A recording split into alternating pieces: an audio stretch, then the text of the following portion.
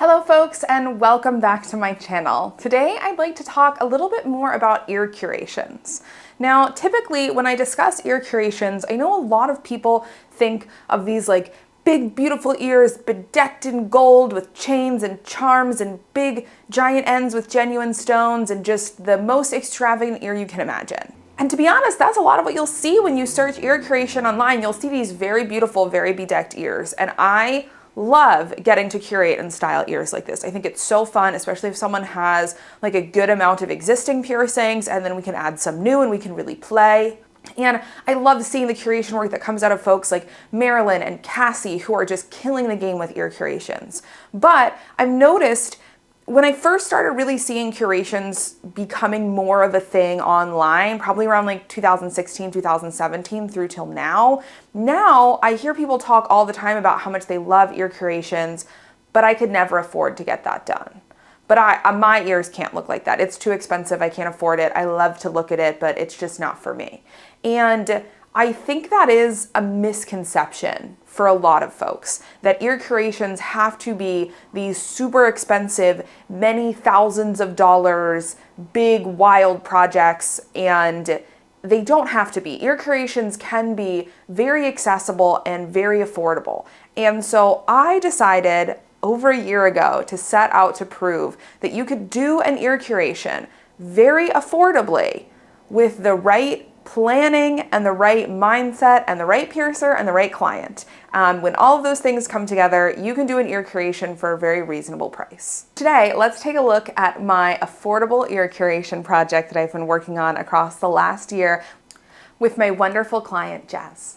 Now, before we get into the details of the affordable ear curation, let's kind of define what an ear curation is, right? So it's taking an ear typically with some existing piercings and curating and styling it between adding new piercings, adding new pieces of jewelry, moving existing pieces around to create a singular cohesive look across the ear. Curations can be done with a variety of materials from titanium to gold to platinum, and they're typically done over time. It's very uncommon that you will see someone walk in and walk out same day with a perfectly curated full to the brim ear. Unless this person had a lot of existing piercings, usually these big curations that you see online happen over time, because it's not exactly going to be safe for a piercer to just do, let's say, 12 new piercings in someone's ear all in one day. So if someone comes in and they have no piercings at all, or they only have one or two, it's going to be a couple sessions before they get that fully bedecked ear, as opposed to if someone walks in and already has 5 or 6 or 7 piercings, well then we can restyle those and add new piercings and get something really cohesive and really complete. So I decided to challenge myself. I wanted to do an ear curation for $500 or less. And I know some of you might be sitting here and going, Lynn, affordable, $500? What? It's not $500 all at once. Because like I said, ear curations happen over time. So it's not that you're coming in and you're dropping $500 all at once to do this. It's you're coming in and you're spending $150 the first day to get a few piercings and some jewelry. And then you're waiting a couple of months, and during that time you can save up, and then you're coming back in as things are healed and you're spending $60. And then you're going home and you're healing for a little bit longer, and then you're coming back in and you're spending $200. So this happens over time, and I think that's a key element in the affordability of these things. Someone will look at an ear curation online and go, oh my God, that ear costs $2,000? Like, I could never afford that. Well, that person spent $2,000 over the course of 2 years, coming in and spending 100 here, 50 here, 300 there, and saving up and budgeting for this the entire time. I'm not going to sit here and try and tell you that like a full ear curation is going to be the most affordable thing or most accessible thing in piercing. Remember, when we're talking about ear curations, we're specifically talking about like the style and fashion of it. This is where I think we do sort of toe that line into luxury when it comes to piercing. So there's going to be costs associated with it, but it doesn't have to be an exorbitant cost. So I knew I wanted to curate a person's full ear for $500 or less. I knew I still wanted to do this with gold, which makes this very challenging for anyone who has purchased gold body jewelry and knows how expensive gold is, especially with the just skyrocketing prices of gold right now.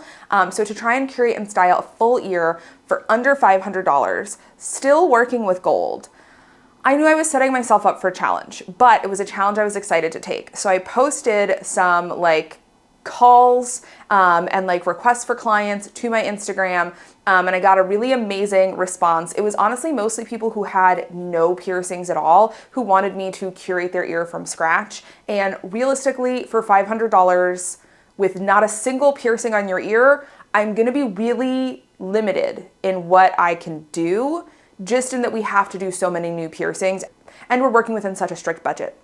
So I was very pleasantly surprised when Jasmine sent me a picture of their ear, and I was like, this is the perfect canvas for this project.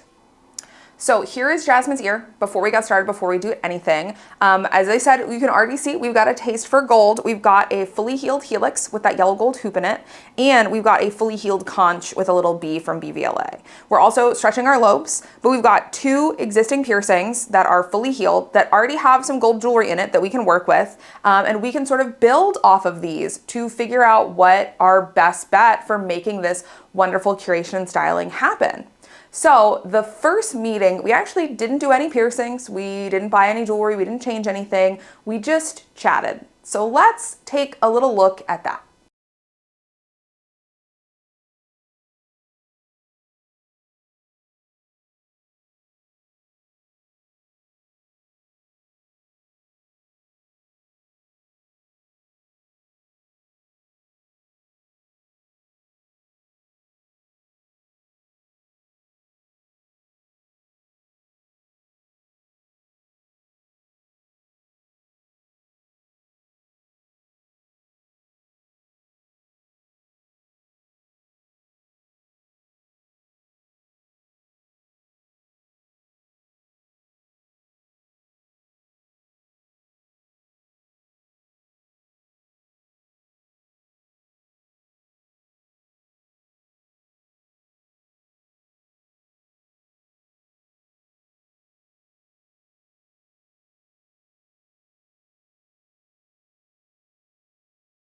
So the concept that we came up with together is that we wanted to do fewer piercings, but more statement pieces. So when I talked with Jasmine about like the ears that sort of like, you look at something on Instagram or on Pinterest and it just speaks to you and you just love, we were really drawn to ears that have 1 or 2 like bigger, more bold statement pieces, and then a few little accent pieces, as opposed to the super minimalist ears where it's just a few tiny, dainty, delicate ends, or the more maximalist ears where it's a bunch of big, medium, and small pieces and lots of piercings. For lifestyle reasons and healing reasons, we wanted to go with just a few extra piercings. We wanted to really make each of those pieces make a statement. So I looked at the ear, I started doing some sketches and some drawings. We love purple, we love amethyst, we love these like rich, cool jewel tones, and obviously we love yellow gold. So I sketched up some mock-ups, taking the existing conch and doing a really beautiful layered chain on it to fill that midsection of the ear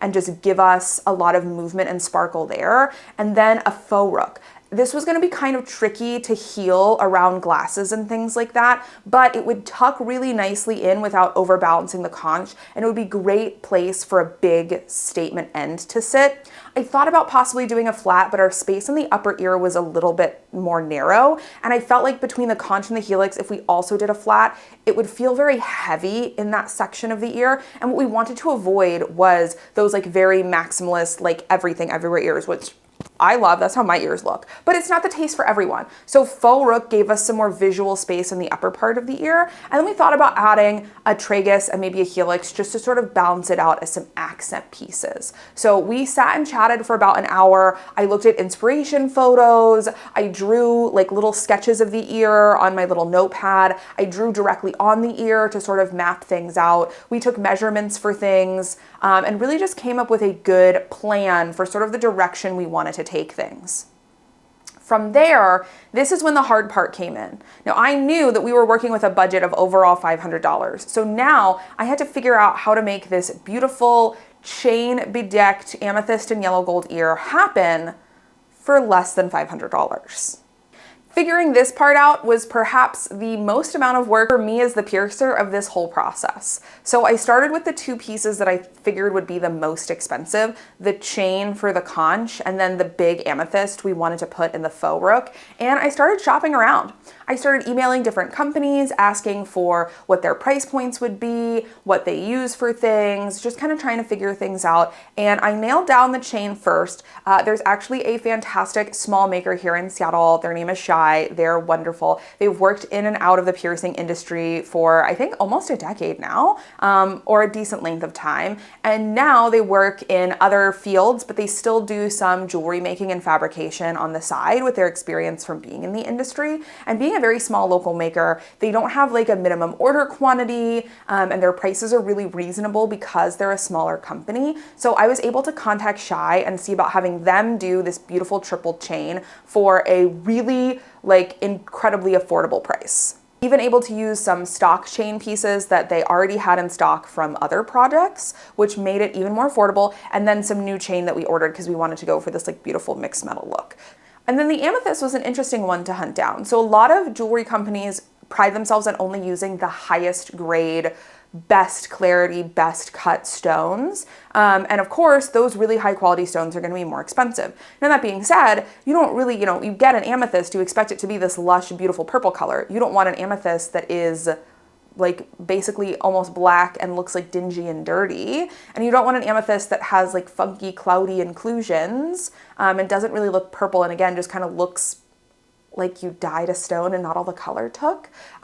There's some funky cuts and all sorts of different quality and clarity that comes out of these different stones that we could find. So I didn't necessarily want like an ugly amethyst, but I wanted an amethyst that maybe wouldn't have met the typical super strict best quality gem standards of some of these companies, but had some character, had some fun. And so I reached out to the wonderful Stray from Dusk Body Jewelry, who at this time, we started this project like over a year ago. Like I said, these things do not happen overnight. This was right around Tucson Gem Expo and some of the big gem purchasing and fairs. So he was able to find us a beautiful rose cut amethyst that didn't have quite the like full rich colored consistency that you would typically look for, but the little bit of opaqueness, but the little bit of translucence in the color that it had actually made it this beautiful, like pinky reddy amethyst, especially set in the yellow gold when the light hits it just right. It has this like brilliance to it that for some gem manufacturers is like an inconsistency in the color, but to us, we really liked. And this stone was a little bit less expensive because it didn't have that full through lush purple coloration. It being a rose cut also meant that it was a lighter stone weight and it could be set as a flatter piece, which was a little bit more functional for a faux rook, and the bezel setting on it would be a little bit smaller since it was a flatter piece, which saved us in the cost of gold weight on this end. So with the chain and the gem figured out as affordably as I could, I was able to plot the budget for the rest of the project. And here's where that budgeting comes in. So my plan to help keep this priced accordingly was to do just the tragus piercing with a plain piece of titanium and nothing else for 6 months. And then once the tragus was healed and we could downsize it into its final fit piece, I was going to reprocess and reuse the jewelry that we used for the initial piercing and use it for our new helix. That way we didn't have to buy 2 titanium posts and 2 titanium ends. We could only buy one and reprocess and reuse it. Now, a few things to note about this. One, reprocessing can really only be done on the same person. It doesn't mean that if your friend buys a cool piece and then their piercing heals, they can give it to you to rewear. This is because of something called biofilm. It's unique bacteria to our own bodies that forms on the surface of jewelry that we wear. And once your biofilm is on a piece of jewelry, it can grow back. It's very hardy. So we can only reuse that piece on you. 2, not every studio is set up for reprocessing. Not every studio has the capabilities to reprocess jewelry to reuse in new piercings for folks. So if your studio doesn't have that ability, that's very, very reasonable. Not every studio does. I'm very fortunate to work somewhere where we are able to reprocess. So I was able to reprocess this piece for this client to reuse it. And that saved us reusing that one bar saved us like $55, $60, which is enough for like another piece of jewelry. So really makes a big difference in the overall price of this when we're working within a really strict budget. Now, obviously, if we weren't working within such a strict budget, we could have done, let's say, the tragus and the helix same day, and the whole process would have gone a lot faster. We could have done tragus, helix, faux rook same day, and the client could have left with this like, look at my wonderful bedazzled ear. But again, we're trying to keep this affordable. We're trying to work within a budget. So patience is one of the best ways that you can save money when you're working on an ear curation like this. Instead of getting 2, 3, 4 piercings in one day, figure out if your studio is able to reprocess. Get one piercing, let it heal, get the jewelry reprocessed, use it in the next one. That will save you so much money. It's gonna make the process take much longer. We waited 6 months between tragus and helix, but it really does save money in the long term. So let's look at some of our piercing visits and some of the work we did starting to pull this ear together. On that amethyst. I know, it's so pretty. Obviously I knew what I was expecting. Like I ordered the piece, like I knew it was gonna come in, but it came in and I was like, wow, this is better than I even imagined. And isn't it crazy that that's like a less than stone? Yeah, like you can only tell if it's like under a microscope, right? It is. I'm not gonna be putting my ear under any microscopes anytime soon, so. We talk about like food waste and like material waste and stuff, and there's so much waste in the jewelry industry just based off of like not thinking a piece like that is worth it because it's not like the most perfect thing in the world. Should I take my glasses off first? No, because I want to make sure I'm marking this with your glasses in mind. I'm just feeling for help. The piercing is going to have a little bit of a longer bar in it to have room for swelling and healing. While it's long, it's going to be a little bit annoying with your glasses. While you're wearing them, it's going to be fine, but when you put them on and take them off, you're just going to want to be a little bit more gentle. Yeah. Put them on and take them off carefully. Don't just like huck them off your face. Yeah. And then once we downsize it and the bar is short, then you're going to have total clearance. So just be careful with this while it's long. You probably already had to do that with your helix when that was first pierced. So very similar, just kind of be gentle while the bar is long. Sound like a plan? Yeah. Cool. Take a look in the mirror, this little more.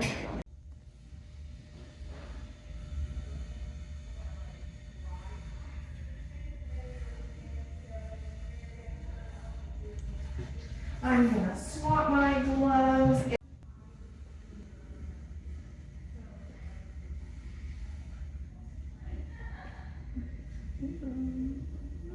It is just me feeling around for how your ear moves, okay? I will tell you when it's time for that nice deep breath.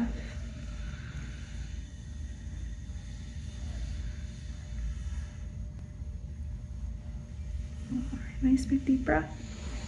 And exhale. You did great. Piercing's done. Just pop it in your jewelry. You did awesome. You are going to feel a little bit of friction. I'll go ahead and guide your jewelry in. And then once your jewelry is in, all of that friction and pressure sensation will be over. Here's that pressure on the jewelry. And there we go. Jewelry is in. Just pop it on your back piece. Oh, it matches your hair so good. I know. So I'm gonna get this little disc all screwed on. This part takes the longest, so just bear with me. I'm gonna try and be. So at the end of the day, all said and done, I gotta pull up my phone for this because I gotta be accurate. We came in at $499.46 with tax for this ear curation. So we were able to get that beautiful triple chain from Shy, small maker, very affordable, for $145, and that beautiful amethyst rose cut from Dusk, big chunky 5mm, so that statement piece we wanted, but as affordable as possible, for $130. Our post fees, we ended up with the post for the faux rook, the post for the tragus and the helix, and the fronts for the tragus and the helix. And you'll notice you'll only see 2 posts on there. That is the one initial piercing length bar that we got, and then the downsize length bar. So I did want to make sure that this was like a fully finished ear project when it was done. So my client only had to purchase 1 new post for fresh piercing, and then we moved that around to save money. And then the other posts that are on this listing were for downsizing. So this cost includes the cost of the jewelry to downsize. This is not just, I did a fun ear with a bunch of a long initial piercing posts and then called it a day for a finished ear curation. No, no, no. That would be half-assing. That would be cheating. That would be hidden fees. Because then when you come to downsize, you're like, well, now I'm not just spending $500 anymore. I thought of that. You think I didn't think of that? I thought of that. So that is with those downsize bars. And then piercing fees, you'll notice it's just one listed at $75. We didn't only do one piercing. Just at my studio, when we were plotting all of this out, we did one line item of a piercing fee, but $75 is for the 3 new piercings that we did over this project. So that comes out to $25 per piercing. Usually piercing fees at Laughing Buddha are $30 for the piercings in question, but I did end up discounting it as like part of the project, sort of a like, you're giving me free reign with your ear, so I'm gonna cut you a little bit of a deal. And this is something that I do somewhat often if someone is going to give me like true free reign on their ear. Like Jasmine came in and they were like, listen, I prefer gold, I really like purple, but you can do whatever. Like if you'd want to do it all titanium, you can. If you want to do it all white gold, you can. If you want to make it a rainbow, you can. Like these are my preferences, but truly, I'm just excited to see what you do. And of course, like I'll always try and honor preferences, but like being given free reign and trust like that really excites me. And so I have the capability to like do small discounts on piercing fees and things like that. So when you're willing to let your piercer get a little creative, a little funky, a little fun, and for poor Jasmine's sake, stick to my rigorously planned schedule for when we did each new piercing. And like halfway through the project,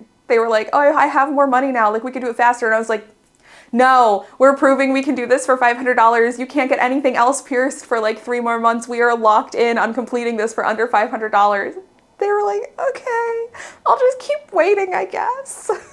Jasmine, if you're watching this, I love you for your patience and for sticking with my very strict schedule. We made it work. So we came in just right under budget at $4.99 for everything. And I was so stoked on it. And here is the finished product.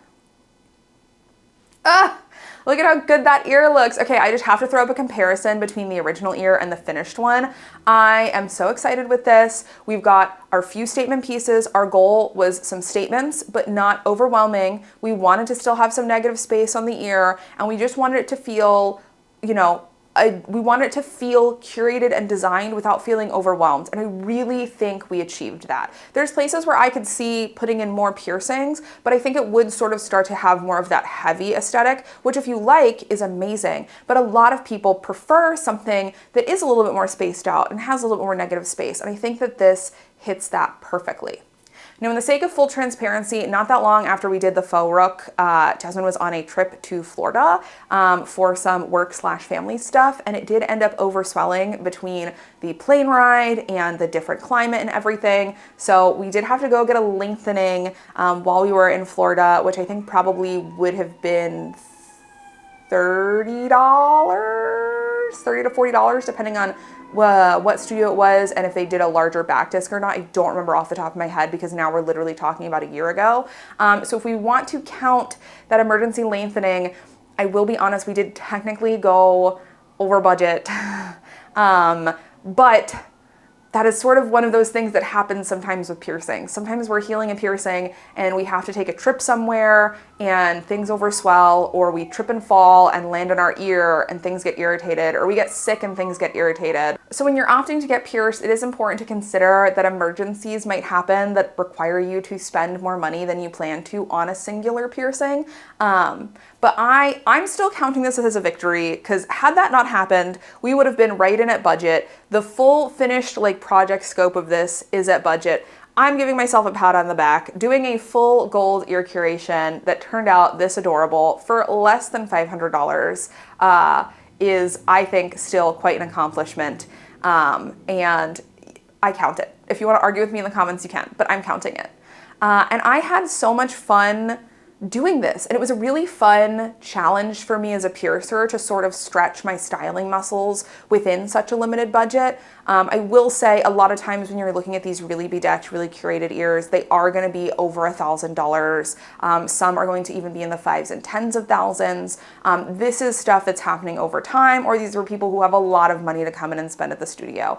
But it doesn't have to only be that. And I hope that by putting this video together and being transparent about the price breakdown and the things that we did to make this happen, this can inspire more clients who felt like a curation was out of reach for them cost-wise, realize that it can be reasonable for them, that it can be accessible to them. Realize that you don't have to do it all at once. That's the big thing. It's like, we did this over a year. There were times Jasmine came to the studio and spent $10 on what we did that day, right? So that gives you a full year to save up for something like this. If you were to save $41 every month, you'd have enough for this ear curation at the end of the year. So spacing it out so far makes it so much more affordable and reasonable. At my studio, we do payment plans. So if it's easier for you not to like have them, if you want to just be like, I'm just going to send Lynn $40 this week, and then I'm going to send Lynn $10 in 2 weeks, and just like pay down at your balances. A lot of studios do that too. So payment plans can make it more reasonable for folks to come in and get stuff. And again, if you're more patient and your studio can reprocess, that can go a long way. So there's ways that you can do these beautiful, wonderful, fun, bedecked ears for very, very reasonably. I loved doing this project. It is probably one of my favorites in recent memory, just because we worked within such a strict budget and we made something so magical and so beautiful happen, and I'm so happy with it. And do you guys think I should do another one of these? Should I start another budget ear curation and see what I can do? This last one took me a year, so it'll be a year before you get a part 2 if I do. But if you think I should, and if you happen to be in Seattle and you have an ear with a few piercings and you're open to giving me full creative reign, send me an email. Slide into those DMs. Let me know. All right, folks, thanks so much for hanging out and chatting. I really, really, really enjoyed this project. It is so exciting to finally be sharing it and talking about it with y'all. It has been such a labor of love for the past year. And everyone, go give a big shout out to Jasmine, the MVP of this whole thing, for trusting me with their ear and their project and their vision, and allowing me to have fun and make this possible. All right, folks, thanks so much for hanging out and chatting, and I can't wait to talk with you again soon. Bye.